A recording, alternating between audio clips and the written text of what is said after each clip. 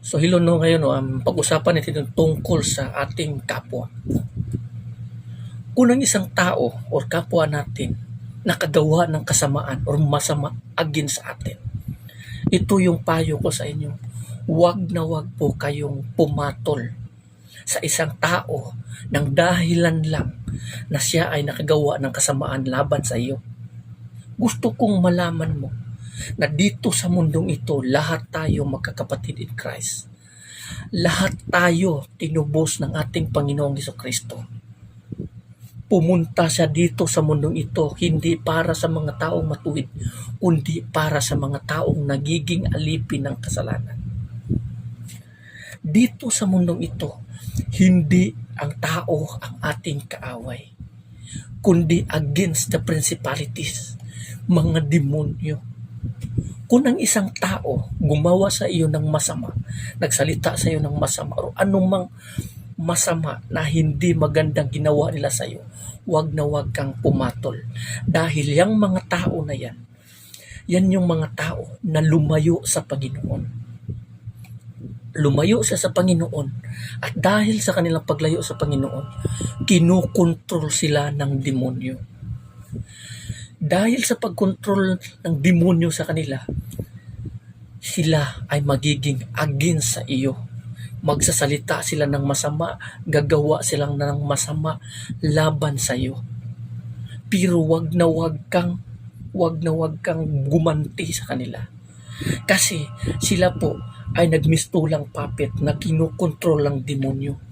Hindi ang tao ang iyong kaaway, kundi ang demonyo na nasa kalikod nila na kumukontrol sa kanila.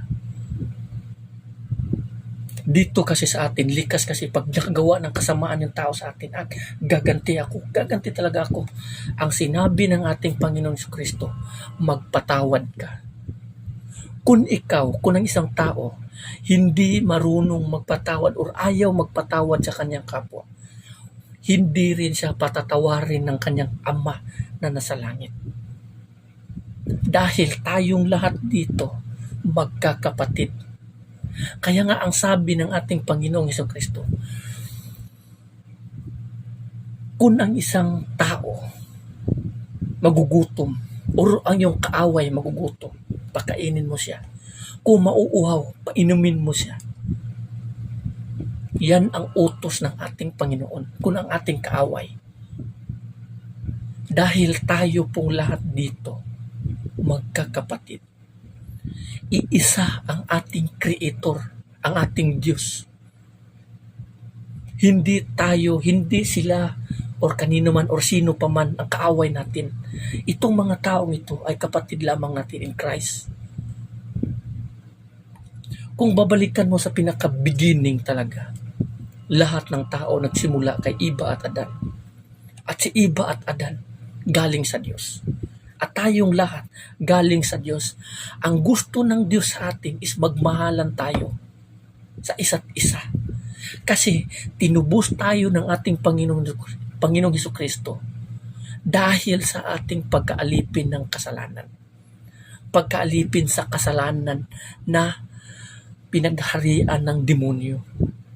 Kung saan ang bawat tao kinukontrol ni Satanas. Kinukontrol ni Satanas ang isang tao upang gumawa ng masama laban sa kanyang kapwa. Kung ikaw ay gaganti ng masama, ikaw at siya ay magiging isa. Magiging pareho. Magiging hari niyo ang demonyo. Kasi yung tao na yan, kinukontrol ng demonyo. Yan ang ibig sabihin ng magpatawad tayo sa ating kapwa. Kahit pa gaano pa kasama. Ang sabi ng ating Panginoon Kristo, 77 times 7, to forgive. Pero sa atin ngayon, kahit nga lamang magkasala ng isang beses sasabihan, gawin mo pa yan ulit. Yan. So may mga threat na. So paano tayo magiging lingkod? Magiging alagad ng ating Panginoon sa Kristo? Paano natin siya paglingkuran kung ang puso at isip natin galit at puot at paghihiganti? Kahit pa na kung titignan talaga natin, hindi ang tao ang ating kaaway, kundi ang mga demonyo. Ang demonyo na siyang naghahari sa mundo Ang demonyo na kumukontrol sa mundo. Ang demonyo na gumagawa at patuloy na gumagawa ng kasamaan, panlilinlang sa bawat tao upang ang tao iligaw. At para pagdating ng judgment, ang lahat ng tao na kinokontrol niya, nakukontrol niya, ay mapupunta sa kapahamakan at kaparusahan. Kaya payo ko sa inyo, huwag kayong gumanti ng masama dahil lamang kayo ay ginawa ng masama ng inyong kapwa. Forgiveness is the best for all. No? Yan ang pinaka-the best sa lahat, ang pagpapatawad natin sa kapwa. Masaya, masarap ang pakiramdam kung buong puso kang magpapatawad sa iyong kapwa. Pero kung ikaw may galit at puot laban sa iyong kapwa, mabigat ang iyong pakiramdam. Mabigat ang iyong dinadala. Pag yan mananatili sa puso mo, para yang apoy, natutupok sa iyo na pagdating ng araw, ikaw rin ang masusunog. Kaya pag-isipan mo ng mabuti. Pag-isipan mo ng mabuti.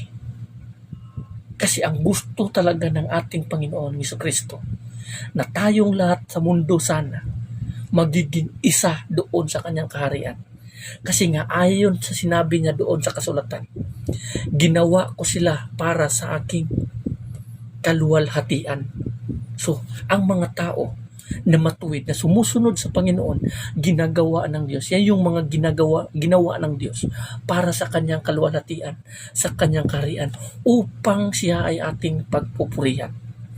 Pero kung gaganti ka ng masama, laban sa masama, pareho kayong dalawa. Lagi niyong tatandaan na may Diyos tayo dito sa mundong ito. Every time na dinagdagan pa ng Diyos ang buhay natin dito sa mundong ito, be thankful. Kasi binigyan pa tayo ng chance ng Panginoon to repent, na magsisi sa ating kasalanan, bumalik sa Kanya, mamuhay ng matuwid. Uulitin ko, magpatawad po tayo. Huwag tayong gumawa ng masama laban sa kapwa. Kasi ang bawat tao, kapatid natin in Christ. God bless everyone. Thank you. Amen.